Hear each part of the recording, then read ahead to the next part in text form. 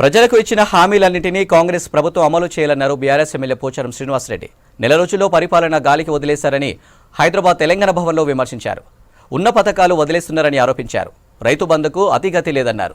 2 లక్షల రైతు రుణమాఫీ ఊసే ఎత్తడం లేదన్నారు పోచారం. పెట్టుబడి కోసం రైతులు ఎదురు చూస్తున్నారని చెప్పారు. 500 బోనస్ ఇచ్చి వడ్లు కొంటామన్న నేతలు ఇంతవరకు ధాన్యం కొనుగోలు చేయలేదని విమర్శించారు. ప్రజలకు ఇచ్చిన 420 హామీలు ఎప్పుడు అమలు చేస్తారో చెప్పాలని డిమాండ్ చేశారు పోచారం. పరిపాలన గాలికి వదిలేశారు. సమీక్షల పేరుతోటి సమయాన్ని వృధా చేస్తున్నారు. ఇతరుల మీద నింద వేస్తున్నారు. విలువైనటువంటి సమయాన్ని హైదరాబాద్కు ఢిల్లీ పర్యటనకే వెచ్చిస్తూ ఉన్నారు. అంటే తెలంగాణ వ్యాప్తంగా ప్రజలకు ఏ హామీలు ఇచ్చారో దాన్ని నిలబెట్టుకోకుండా తీవ్రమైనటువంటి కాలయాపన చేస్తూ ఉన్నారు. అది కనబడుతూ ఉంది.